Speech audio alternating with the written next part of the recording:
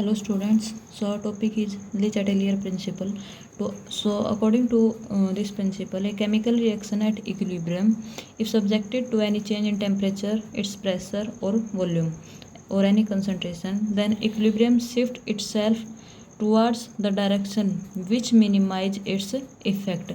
यानी कि ले चैटेलियर वो कहते हैं कि अगर किसी भी रिएक्शन जो इक्विलिब्रियम मेंटेन कर रखा है उसमें अगर हम उसका टेम्परेचर, प्रेशर, वॉल्यूम या फिर कंसंट्रेशन को चेंज करते हैं तो उसका इक्विलिब्रियम उस डायरेक्शन में शिफ्ट हो जाएगा जिस डायरेक्शन में ये इफेक्ट मिनिमाइज होगा.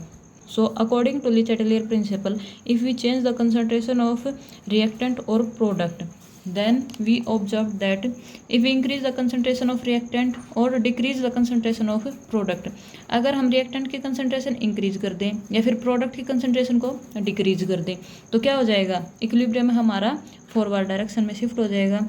अगर हम रिएक्टेंट की कंसंट्रेशन डिक्रीज कर दें और प्रोडक्ट की कंसंट्रेशन क्या हो, इंक्रीज कर दें तो क्या हो जाएगा, जो इक्विलिब्रियम है वो हमारा बैकवर्ड डायरेक्शन में शिफ्ट हो जाएगा.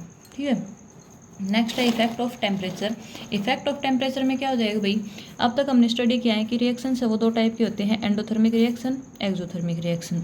तो एंडोथर्मिक रिएक्शन वो रिएक्शन होते हैं जिनको प्रोसीड कराने के लिए हमें हीट सप्लाई करनी होती है, और एक्सोथर्मिक रिएक्शन वो होती हैं जब कैरी करते हैं ये रिएक्शंस होती हैं तो हीट प्रोड्यूस होती है. तो टेम्परेचर का इफेक्ट पड़ेगा. अगर हम टेम्परेचर इंक्रीज कर रहे हैं तो क्या होगा, सिस्टम की हीट इंक्रीज हो रही है. हीट इंक्रीज हो रही है तो वो हीट कहाँ जाएगी, एंडोथर्मिक रिएक्शन की साइड जाएगी, क्योंकि एंडोथर्मिक रिएक्शन होंगी वो उसको क्या करेंगी, एब्जॉर्ब कर लेंगी. तो यानी कि अगर टेम्परेचर इंक्रीज कर रहे हैं तो इक्विलिब्रियम उस डायरेक्शन में शिफ्ट होगा जिस डायरेक्शन में एंडोथर्मिक रिएक्शन हो रही है.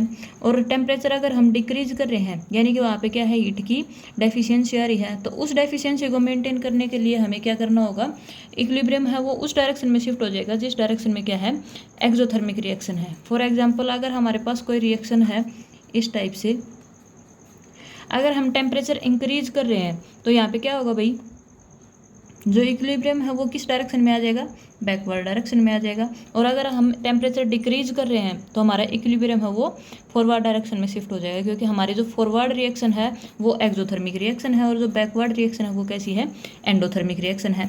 तो अगर टेम्परेचर इंक्रीज कर रहे हैं तो बैकवर्ड डायरेक्शन में इक्विलिब्रियम शिफ्ट होगा, और अगर टेम्परेचर डिक्रीज कर रहे हैं तो फॉरवर्ड डायरेक्शन में हमारा इक्विलिब्रियम शिफ्ट हो जाएगा. नेक्स्ट है effect of pressure and volume. कि प्रेशर और वॉल्यूम को चेंज करते हैं तो क्या है, इक्विलिब्रियम के ऊपर क्या इफेक्ट पड़ेगा.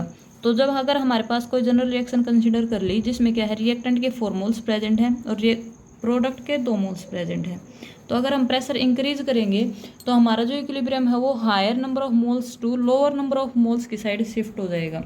एक चीज़ आपको पता है कि प्रेशर का इफेक्ट कहाँ पर होगा भाई, जब हमारे रिएक्टेंट और प्रोडक्ट हैं वो किस स्टेट के अंदर प्रेजेंट हो भाई, दोनों गैसियस स्टेट के अंदर प्रेजेंट हो. ठीक है. तो जहाँ पे गैसेस के हायर नंबर ऑफ मोल्स है वहाँ से गैसेस के लोअर नंबर ऑफ मॉलिक्यूल्स की साइड क्या हो जाएगा, इक्विलिब्रियम शिफ्ट हो जाएगा जब हम क्या करेंगे, प्रेशर इंक्रीज करते हैं. और अगर हम प्रेशर को डिक्रीज कर रहे हैं तो हमारा जो इक्विलिब्रियम है वो किस डायरेक्शन में शिफ्ट हो जाएगा, lower number of moles to higher number of moles.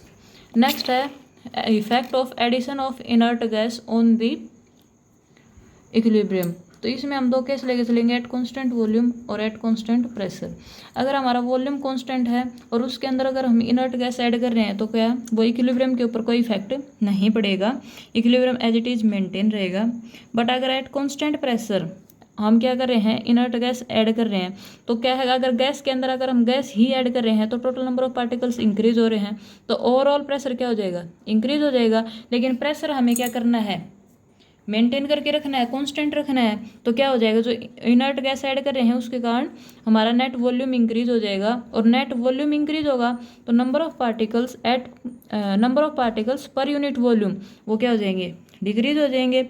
It means partial pressure decreases, यानी कि जितने वॉल्यूम में जितने नंबर ऑफ पार्टिकल्स हैं उनको क्या हो गया, ज़्यादा स्पेस मिल गया.